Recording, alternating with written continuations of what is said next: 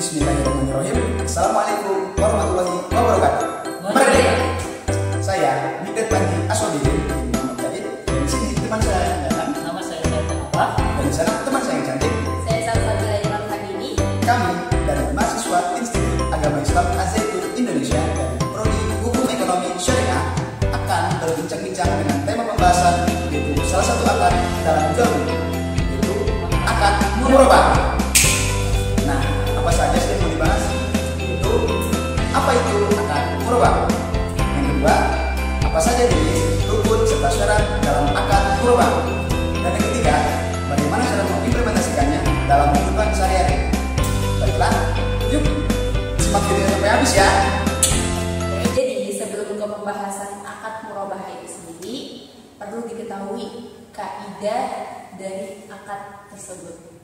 Jadi pada dasarnya sebuah akad atau transaksi itu terjadi karena adanya ridho atau kesepakatan, dan hukumnya hasilnya nanti harus melaksanakan akad tersebut.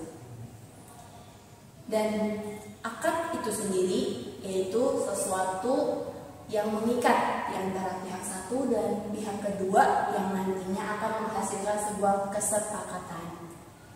Dan akad ada dua macam, yaitu akad tijari dan akad tabaru, di mana akad tijari itu untuk memperoleh keuntungan atau margin, dan akad tabaru itu untuk tolong menolong.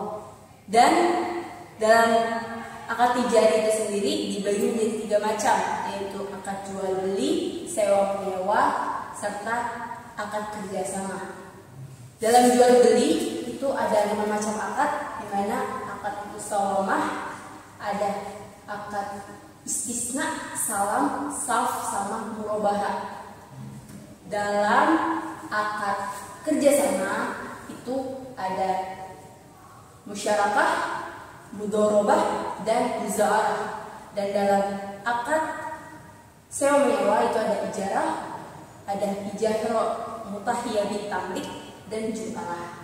Dan dalam akad tabaru ada bagiannya lagi, ada qard, kafalah, hawalah, dan lain sebagainya. Dan pada kesempatan kali ini kita akan berbincang tentang akad jual beli murabahah, yang dimana apa sih murabahah itu? Apa ya? Secara etimologi, akad murabahah yaitu berasal dari kata bahasa Arab dengan kata rib yang artinya menguntungkan, laba, atau juga bisa disebut dengan tambahan. Nah, yang dimana secara istilah akad murabahah itu sendiri itu akad jual beli yang dimana pihak pertama atau penjual telah memberitahukan sebuah margin atau tambahan daripada si pembeli pihak kedua. Nah, si penjual ini sendiri itu memberitahukan kepada si pembeli akan laba tersebut. Nah, lalu disepakati oleh kedua belah pihak tersebut. Nah, secara etimologi dan istilah ada juga nih secara para ahli. Gimana sih secara para ahli berpendapat? Nah, jadi menurut beberapa ahli, yaitu diantaranya yang pertama, menurut Kasmir, murabahah yaitu kegiatan jual beli barang dengan harga pokok dengan keuntungan yang telah disepakati. Yang kedua, menurut Muhammad Syafi Antonio, baik al-murabahah yaitu jual beli dengan harga asal dengan tambahan keuntungan yang telah disepakati. Dan yang ketiga, menurut Ibnu Qudamah dalam bukunya Al-Mughni, murabahah itu merupakan kegiatan jual beli dengan harga asal dengan tambahan margin yang telah disepakati. Oke, jadi tadi kita sudah mendengarkan penjelasan tentang pengertian murabahah dan murabahah menurut ahli. Bisa ditarik benang merah bahwa murabahah adalah suatu akad yang dimana pihak penjual itu memberitahukan harga pokok dan keuntungannya kepada pembeli, dan keduanya saling sepakat. Misalnya ada seseorang yang ingin menjual sebuah laptop yang harganya itu 9 juta, dan harga 9 juta tersebut dia menaikkan untuk keuntungannya sebesar 500.000, jadi 9.500.000. Dan pihak penjual menjelaskan harga awal dan harga keuntungan kepada pihak pembeli. Dan itulah yang disebut dengan akad murabahah itu sendiri. Lalu apa sih perbedaan murabahah dengan mudorobah itu sendiri? Nah, di sini perbedaan antara mudorobah dan murabahah, yang dimana akad murabahah dan mudorobah ini seringkali bisa makan, padahal dari kedua akad tersebut itu sangat berbeda, yang dimana dari konsepnya akad mudorobah yaitu akad kerjasama, dan apabila akad murabahah yaitu akad jual beli. Nah, di sini perbedaan konsepnya yaitu apabila akad murabahah yaitu penentuan di awal yang sudah disepakati dari kedua belah pihak. Nah, apabila sedangkan akad mudorobah yaitu akad kerjasama yang dimana konsepnya itu menunggu hasil, dan dari hasil tersebut itu dibagi dua atau bisa disebut juga dengan bagi hasil. Wah, makin seru nih pembahasannya. Selanjutnya mungkin kita akan menjelaskan tentang landasan akad murabahah itu sendiri. Dari mana aja sih landasannya? Kaidah muamalah dalam bertransaksi. Aslu fil aqdi ridho muta'akidaini wa nataijathu ma itazamadu bitta'aqud. Pada dasarnya, hukum asal dalam transaksi adalah keridohan kedua belah pihak yang berakad. Hasilnya adalah berlaku apa yang disepakati oleh kedua pihak tersebut. Landasan hukum murabahah. Dasar hukum murabahah adalah dari Al-Quran dan ijma' para ulama. Berdasarkan Fatwa Dewan Syariah Nasional nomor 4 DSN MUI tahun 2000 mengenai murabahah adalah penjualan barang yang menekankan harga beli kepada pembeli dan pembeli bersedia membeli dengan harga lebih tinggi sebagai perolehan keuntungan penjual. Al-Quran. Dasar hukum murabahah adalah Al-Quran. Surat An-Nisa ayat 29, Al-Baqarah ayat 275, Al-Maidah ayat 1, dan Al-Baqarah ayat 280. Al-Baqarah ayat 275 yang berbunyi, wa ahalallahul bai'a wa haramar riba.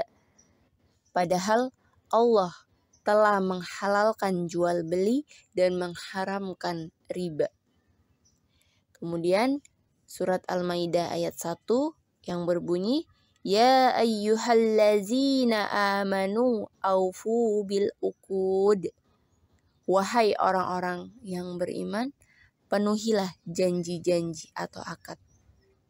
Oh iya, untuk jenis-jenis murabahah itu gimana sih kawan? Nah, jadi jenis-jenis murabahah itu ada dua. Yang pertama, murabahah dengan cara pesanan, yaitu penjual menerima pesanan dari pembeli. Nah, skema akadnya itu pembeli memesan barang pada penjual, kemudian penjual membeli atau memproduksi dari supplier, dan lalu dijual dengan cara transparansi harga kepada pembeli. Nah, yang kedua itu dengan cara langsung atau tanpa pesanan. Nah, akad ini tidak menggunakan pesanan, melainkan pembeli langsung membeli kepada penjual karena dia menyediakan stoknya. Nah, jadi seperti itu. Oh iya, untuk rukun-rukunnya sendiri apa sih rukun akad murabahah itu? Nah, jadi yang namanya rukun dalam sebuah ibadah itu adalah wajib dilakukan. Bila ada satu rukun yang tidak dilakukan, akan membatalkan ibadah tersebut atau ibadahnya itu tidak sah. Nah, jadi apa saja sih rukun-rukun dalam akad murabahah? Yang pertama itu ada penjual, yang kedua pembeli, dan yang ketiga ada barang yang dijual, bisa produk atau jasa. Yang keempat harga, dan yang terakhir ijab kabul. Jenis, rukun, udah. Kalau syarat-syaratnya apa aja sih? Oh iya, kalau syaratnya itu sendiri dalam akad murabahah itu ada beberapa ya. Yang pertamanya itu penjual dan pembeli. Penjual dulu nih harus jujur sama pembeli. Jadi jujur tentang dia tuh harga pokoknya berapa barang yang dijual tersebut. Terus harus ada transparansi, ada cacat harus diomongin apa sih cacat barang itu. Dan yang paling penting harus terhindar dari riba, karena Allah itu menghalalkan jual beli dan mengharamkan riba. Nah, dari tadi kita membahas tentang murabahah. Namun apa sih keuntungan akad murabahah itu? Nah, di sini ada beberapa keuntungannya. Yang pertama itu transaksi dari akad murabahah itu yaitu bersifat transparansi, yang dimana memang skema dari akad murabahah itu sendiri yang dimana si penjual itu memberitahu keuntungan daripada si pembeli, lalu disepakati oleh kedua belah pihak. Nah, yang kedua itu ada mengutamakan keuntungan dari kedua belah pihak. Nah, yang ini dimana dari si penjual dan si pembeli itu harus saling menguntungkan satu sama lain. Nah, yang ketiga ini bisa digunakan untuk kegiatan konsumtif dan produktif. Nah, biasanya akad murabahah ini seringkali digunakan oleh lembaga keuangan, yang dimana bisa membantu sebuah nasabah untuk membeli kegiatan konsumtif, yaitu seperti pembiayaan rumah, dan juga bisa juga membantu untuk kegiatan produktif untuk membantu si nasabah itu sendiri untuk membuka suatu usaha. Tuh keuntungannya. Oh, jadi itu keuntungannya. Wah, banyak juga ya ternyata ya. Nah, yang terakhir tentang contohnya. Katanya akad murabahah ini seringkali digunakan dalam lembaga keuangan ya. Nah, itu gimana sih skemanya dari pengolahan akad murabahah itu dalam bank? Ya, jadi implementasi akad murabahah dalam lembaga perbankan itu sendiri, khususnya lembaga perbankan syariah ya, yang menerapkan akad murabahah. Jadi kayak misalnya skemanya, saya membutuhkan sebuah sepeda motor dengan spesifikasi yang telah saya inginkan. Berarti ini bisa ke jenis murabahah yang pesanannya. Saya pesan motor kepada pihak bank, dan nanti bank akan mencari motor yang sesuai spesifikasi yang tadi diberikan oleh nasabah atau saya gitu. Nah, dari situ bank membeli terlebih dahulu motor tersebut, badan motor tersebut, dan nanti bank bisa menaikkan harga motor, harga pokoknya dengan harga keuntungannya, dan nanti akan dibicarakan kepada pembeli, dan itu gak harus bayar langsung, bisa dicicil. Jadi kurang lebih inti dari murabahah itu sendiri itu adanya transparansi dan kesepakatan keuntungan atau margin. Wah, ternyata banyak sekali pelajaran yang diambil dari sahabat-sahabat yang sudah berbincang tentang akad murabahah, yang dimana kita bisa tahu nih gimana implementasi dari kegiatan sehari-hari dari bank atau masyarakat antara penjual dan pembeli. Semoga perbincangan kita ini dapat bermanfaat bagi pendengar dan yang menyimak video ini. Terima kasih banyak untuk semuanya. Assalamualaikum warahmatullahi wabarakatuh. Jangan lupa like, comment, and subscribe channel Kuliah Keren.